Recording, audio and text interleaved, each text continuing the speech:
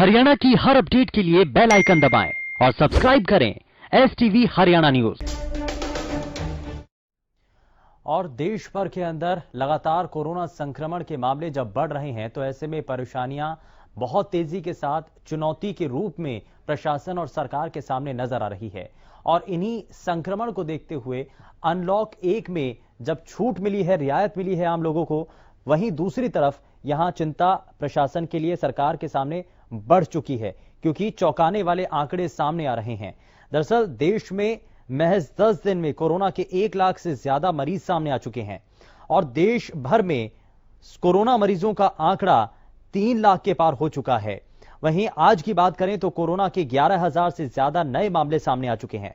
स्वास्थ्य मंत्रालय के द्वारा जारी किए गए आंकड़ों के मुताबिक कोरोना से संक्रमितों की तादाद बढ़कर 3,08,993 हो चुकी है। इनमें से अब तक 1,54,330 मरीज पूरी तरह से ठीक भी हुए हैं, जबकि अभी एक्टिव मामले 1,45,779 हैं और इस महामारी से अब तक 8,884 लोगों की मौत हो चुकी है। तो ये जो आंकड़ा है, जो लगातार संक्रमण के मामले सामने आ रहे हैं, ये एक बड़ी चुनौती बने हुए हैं, ये बड़ी परेशानी बने हुए हैं। एक तरफ देश में कोरोना की रफ्तार रुक नहीं रही है, बढ़ती चली जा रही है, वहीं हरियाणा प्रदेश भी इससे जूझ रहा है। हरियाणा प्रदेश के कई ऐसे इलाके हैं, कई ऐसे जिले हैं जो इससे सबसे ज्यादा प्रभावित नजर आते हैं, जिनमें गुरुग्राम, फरीदाबाद, सोनीपत, ये वो इलाके हैं जहां पर तेजी के साथ संक्रमण बढ़ रहा है। हालांकि जब अनलॉक 1 के अंदर 8 जून के बाद से रियायत अलग अलग रूप में मिली, तो इन 2 जिलों के अंदर हरियाणा सरकार की तरफ से कोशिश ये की गई कि रियायत ना दी जाए, राहत ना मिले, क्योंकि संक्रमण जब बढ़ रहा है तो ऐसे में खतरा भी ज्यादा बढ़ सकता है। तो ऐसे में संक्रमित इलाकों के भीतर इस तरीके की छूट नहीं दी गई। लेकिन देश भर के अंदर जब संख्या बढ़ रही है तो ऐसे में क्या और किस रूप में फिलहाल तस्वीरें देखने को मिल रही हैं, जरा वो भी हम आपके साथ साझा करते हैं। हमारे संवाददाता राजा एक बार फिर से हमारे साथ जुड़ चुके हैं, जरा उनका रुख कर लेते हैं। राजा, सबसे पहले आपसे यही जानना चाह रहे हैं, संक्रमण बहुत तेजी के साथ बढ़ रहा है, अनलॉक 1 में दूसरी तरफ ढील मिली है, रियायत मिल रही है, लेकिन वहीं संक्रमण जिस रूप में बढ़ रहा है, खतरा कितना ज्यादा, और अभी जिला स्तर पर प्रशासन क्या इसको लेकर के तैयारी कर रहा है, क्या अभी तक कह रहा है?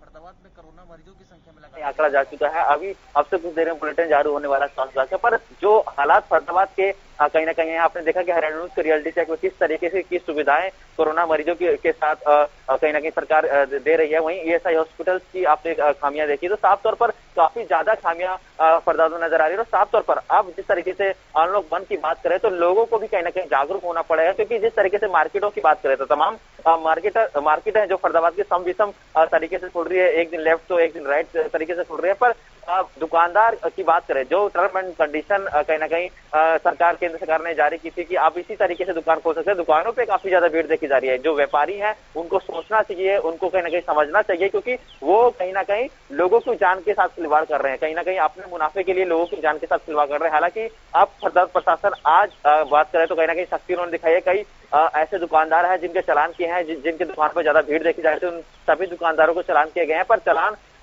से ही नहीं, कहीं लोगों को भी जागरूक होना पड़ेगा और साफ तौर पर व्यापारियों को भी जागरूक होना पड़ेगा, क्योंकि फरीदाबाद में लगातार जिस तरीके से मामले सामने आ रहे हैं, हालांकि पिछले 3 दिन से फरीदाबाद में लैब जिस तरीके से मैं आपको बताऊं कि लैब टेस्टिंग जहां पर कोरोना मरीजों की होती थी, वहां पर लैब को कहीं ना कहीं बंद कर दिया गया है, क्योंकि जो 70% जो स्टाफ है उनको कहीं ना कहीं कोरोना संक्रमण हुआ था। उसके बाद से कहीं ना कहीं नू में अब लैब टेस्टिंग की जा रही है और वहां से रिपोर्ट 1 हफ्ते में आएगी। तो साफ तौर पर मरीजों की संख्या में लगातार इजाफा हो रहा है, लोगों को भी कहीं ना कहीं सुबह यहाँ पर जागरूक होना होगा। जी बिल्कुल जागरूक होना होगा। और जब ये कहा जा रहा है कि अनलॉक 1 के अंदर रियायत की एक और किश्त मिली है, तो अब आपको खुद ही अपनी सुरक्षा का ध्यान रखना होगा। चलिए जरा राजा, जरा हमें ये भी बताइए, क्योंकि अभी तक इलाके के लोग, जब एक तरफ प्रधानमंत्री एक बार फिर से अलग अलग राज्यों के मुख्यमंत्रियों के साथ बैठक करने जा रहे हैं, तो इसको लेकर के लोगों की प्रतिक्रियाएं क्या हैं? लॉकडाउन क्या हरियाणा के अंदर लगना चाहिए? क्या सख्ती और भी ज्यादा बढ़ा देनी चाहिए? इसको लेकर के जनता क्या कह रही है? जी बिल्कुल, देखिए सुबह जिस तरीके से प्रधानमंत्री कहीं ना कहीं मुख्यमंत्रियों से बात करेंगे, लोगों से हमारी बात हुई, लोग साफ तौर पर दोबारा से लॉकडाउन चाहते हैं। जिस तरीके से फरीदाबाद के जो निवासी हैं, जो लोग हैं, वो साफ तौर पर मुख्यमंत्री मनोहर लाल खट्टर से, देश के प्रधानमंत्री से कहीं ना कहीं यही अपील कर रहे हैं कि फरीदाबाद में लॉकडाउन की बहुत ज्यादा जरूरत है।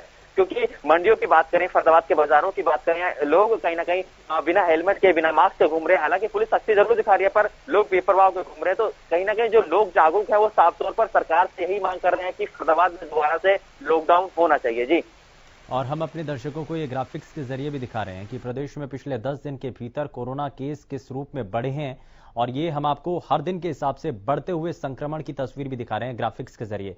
7 जून की हमने आपको जानकारी दी, तस्वीरें दिखाई, और अब जरा 8 जून 2020 की भी ये आंकड़ों के जरिए तस्वीर देखिए कितनी भयानक और भयावह। और लगातार हर दिन के हिसाब से संक्रमण के मामले जब बढ़ रहे हैं, तो चाहे वो नए मरीज यानी कि नए संक्रमण के मामलों की बात हो, या फिर जितने अभी तक मौत हो रही हैं इस घातक वायरस की वजह से, चाहे उसकी बात हो, ये हर दिन के हिसाब से बढ़ता जो संक्रमण है, ये बताता है और दिखाता है कि आने वाले समय के अंदर बहुत ज्यादा मुश्किल ये बढ़ता हुआ संक्रमण नजर आने वाला है। लेकिन अगर ऐसा होता है, जिस बात को लेकर के राजा गृह मंत्री की तरफ से संकेत भी दिए गए, उन्होंने कहा कि एक बार स्थिति को रिव्यू किया जाएगा, और ऐसी अगर जरूरत पड़ी कि प्रदेश के बॉर्डर को सील कर दिया जाए, तो ऐसे फैसले भी लिए जा सकते हैं। संकेत इस बात को लेकर भी मिल रहे हैं।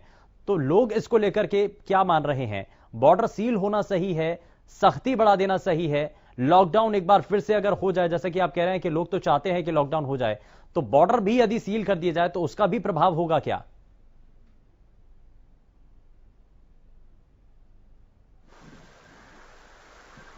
और साफ तौर पर सख्ती दिखाई भी है। हरियाणा सरकार ने लगातार बॉर्डर को सील किया, और साफ तौर पर 70% ऐसे मामले हैं जो फरीदाबाद में ट्रैवल के हैं। जो लोग दिल्ली फरीदाबाद अप डाउन करते हैं, ऑफिस जाते हैं, उन लोगों को ज्यादा संक्रमण है। तो उसको लेकर कहीं ना कहीं रणनीति बनाई जा रही है। तमाम जो अधिकारी हैं, फरीदाबाद के डीसी की बात करें, और तमाम अधिकारी दोबारा से रणनीति बना रहे हैं कि यदि फरीदाबाद में इसी तरीके के हालात रहे तो जाहिर सी बात है दोबारा से बॉर्डर्स भी सील होंगे और फरीदाबाद में लॉकडाउन भी होगा। लोग चाहते हैं कि जिस तरीके से दिल्ली में लगातार जो मामले बढ़ते हुए नजर आ रहे हैं, और फरीदाबाद में जो स्थिति बनी हुई है, साफ तौर पर लोग भी यही चाहते हैं कि दोबारा से लॉकडाउन हो और दोबारा से बॉर्डर को सील किया जाए। जी सुबह।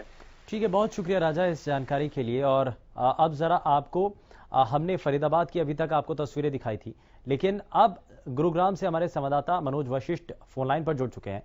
मनोज, सबसे पहले जरा गुरुग्राम में बढ़ते हुए संक्रमण को लेकर के जो जानकारी मिल रही है, अभी तक की अपडेट क्या है? आंकड़े अभी तक क्या सामने आए हैं? जी बिल्कुल शुभेंदु, कल भी 185 नए मामले रिपोर्ट हुए हैं, जिससे अब आंकड़ा बढ़कर 2922 यानी कि लगभग 3000 को छूने चला है। शुभेंदु, पूरे अगर हरियाणा की बात करें तो 6300-6400 मामले हरियाणा में सामने आए हैं, जबकि 3000 मामले अकेले गुरुग्राम से सामने आए हैं। शुभेंदु, हालांकि कल कुछ लोगों को डिस्चार्ज किया गया, लेकिन अभी भी जो संक्रमित मरीज हैं 1927 मरीज अभी भी जो हैं वो अपने इलाज स्पेशल कोविड हॉस्पिटल या फिर निजी अस्पतालों में करवा रहे हैं। जी शुभेंदु। लेकिन वहीं दूसरी तरफ सरकारी अस्पतालों के भीतर अलग अलग प्रदेशों के अंदर क्या सिस्टम चल रहा है, इसको लेकर के बड़ी भयावह तस्वीर एक तरफ देखने को मिल रही है। देश की राजधानी की तस्वीरें भी लगातार हर रोज सोशल मीडिया के जरिए अन्य प्लेटफॉर्म पर भी देखने को मिलती हैं। ऐसे में हरियाणा और खास करके गुरुग्राम में जब संक्रमण बहुत तेजी के साथ बढ़ रहा है, तो क्या तैयारियां हैं? प्रशासन इसको लेकर के कितना तैयार है? और साथ ही साथ सरकारी और प्राइवेट अस्पताल के भीतर क्या वहां से अभी तक तैयारियों को लेकर के जानकारी है? क्या प्रशासन इसको लेकर भी कुछ जानकारी साझा कर रहा है?